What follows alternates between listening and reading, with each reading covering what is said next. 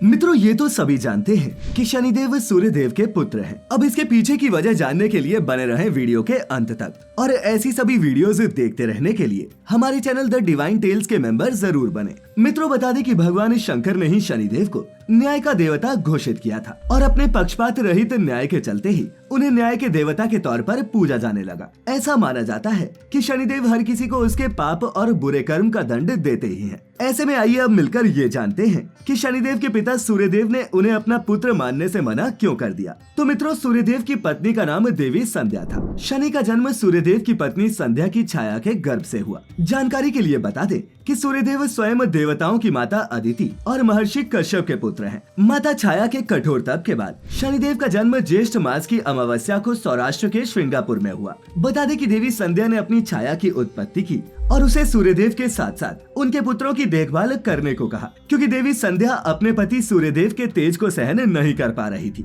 इसी कारण उन्होंने अपनी छाया की उत्पत्ति की और स्वयं तपस्या में लीन होने के लिए वन में चली गई। इधर देवी संध्या की छाया सूर्यदेव के साथ साथ उनके पुत्रों की भी देखरेख करने लगी। फिर कुछ समय बाद वो सूर्यदेव पर मोहित हो गई, जिसके बाद एक दिन दोनों प्रेम बेला में डूब गए। कुछ समय बाद उस छाया को पता चला कि वो गर्भवती है। तभी उन्हें देवी संध्या ने वन में बुलाया कि अब तुम्हारा समय पूर्ण हुआ और तुम यहाँ से चली जाओ। तुम एक दासी हो और तुम मेरे प्रभु के करीब नहीं रह सकती। देवी संध्या की बातें सुनकर उनकी छाया जोर जोर से रोने लगी और उसने कहा, देवी, मैं तो आपकी छोटी बहन जैसी हूँ। मैं इस अवस्था में कहाँ जाऊंगी? मेरे साथ ऐसा अनर्थ ना करे। उधर पेड़ के पीछे खड़े होकर सूर्यदेव ये सब देख रहे थे, क्योंकि उन्होंने छाया का पीछा किया था। देवी संध्या और छाया की ये बातें सुनकर वो सामने आए और अपनी पत्नी से कहने लगे, संध्या मेरी प्रिय, अगर आप यहाँ थी तो मेरे साथ कौन रह रहा था और ये स्त्री कौन है? अपने पति की बातें सुनकर देवी संध्या ने सूर्यदेव को पूरी बात बताई, जिसके बाद सूर्यदेव भी छाया का तिरस्कार करने लगे और वो रोते हुए वहाँ से चली गई। गर्भावस्था में ही छाया देवों के देव महादेव की घोर तपस्या में लीन हो जाती है,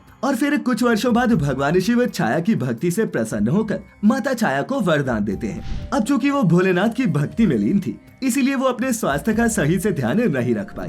भीषण गर्मी और इस स्वास्थ्य की देखभाल सही से न हो पाने के कारण शनिदेव का रंग गर्भ में ही बहुत काला पड़ गया। फिर कुछ समय बाद जब शनिदेव का जन्म हुआ, तब उनकी माता छाया उन्हें देखकर चौंक गई, क्योंकि सूर्यदेव का पुत्र होने के बावजूद भी शनिदेव का रंग काला था। जन्म के कुछ पलों बाद ही शनिदेव एक बालक अवस्था में बदल गए। फिर छाया माता ने पूछा कि पुत्र, तुम इतनी जल्दी बड़े कैसे हो गए? जिस पर शनिदेव बोलते हैं कि मैंने गर्भावस्था में आपकी पीड़ा सुनी थी, और जिसकी माँ अपने अच्छे पलों में बुरे दौर से गुजर रही हो, वो शिशु अपनी माँ की पीड़ा हरने के लिए जल्दी ही बड़ा होगा। शनिदेव फिर आगे कहते हैं कि चलिए पिताजी के पास चलते हैं, मैं आपको आपका अधिकार दिलवाऊंगा। फिर शनिदेव और माता छाया सूर्यलोक की ओर गए, जहाँ भगवान सूर्य का आसन था। माता छाया को देख देवी संध्या और सूर्यदेव आश्चर्यचकित हो गए और उससे कहने लगे कि तुम यहाँ क्या करने आई हो? जिस पर शनिदेव ने अपने पिता से कहा, मैं आपका पुत्र हूँ और मैं अपनी माता का अधिकार दिलवाने आया हूँ। शनिदेव की बातें सुनकर सूर्यदेव क्रोध में आ गए और उन्होंने कहा, तुम जैसा कुरूप बालक मेरा पुत्र नहीं हो सकता।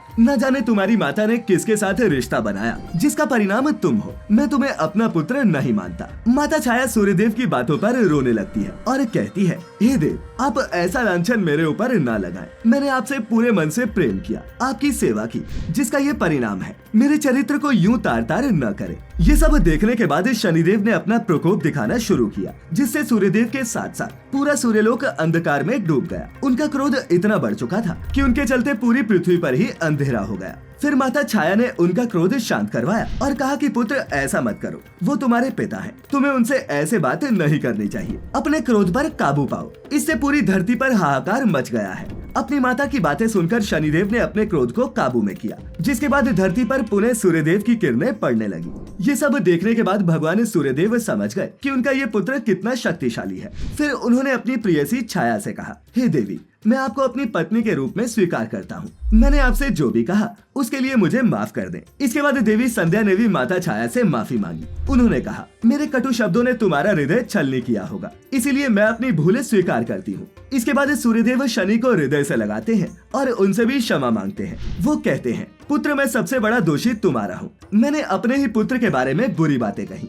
अपने पिता की भूल को माफ कर दो। जिस पर शनिदेव अति प्रसन्न होते हैं और कहते हैं कि अब मैं यहाँ से जा रहा हूँ। मुझे अपनी शक्तियों का आभास तो है, लेकिन मैं उन पर नियंत्रण करना नहीं जानता, इसीलिए मैं भगवान भोलेनाथ की कठोर तपस्या करूंगा। और इतना कहकर वो वहाँ से चले जाते हैं। मित्रों, फिर एक वन में जाकर उन्होंने कई वर्षों तक भोलेनाथ की कठोर तपस्या की और उनकी पूजा तपस्या से प्रसन्न होकर भगवान ने उन्हें दर्शन दिए और वरदान में उन्हें सौर मंडल में जगह दी। साथ ही साथ उन्हें न्याय का देवता भी घोषित किया। और इतना ही नहीं, महादेव ने ये भी कहा कि तुम्हारे नाम से मनुष्य, दानव और देवता सभी कांपेंगे। अपनी तपस्या को पूर्ण करने के बाद शनिदेव पुनः सूर्यलोक चले गए, जहाँ उन्होंने देखा कि सभी स्वर्ण से बने राज सिंहासन पर विराजमान है और सिर्फ उनके लिए ही लोहे का सिंहासन बनाया गया है। ये देख उन्हें बहुत दुख हुआ और इसके बाद अपने पिता के प्रति शनिदेव की शत्रुता का भाव बढ़ गया।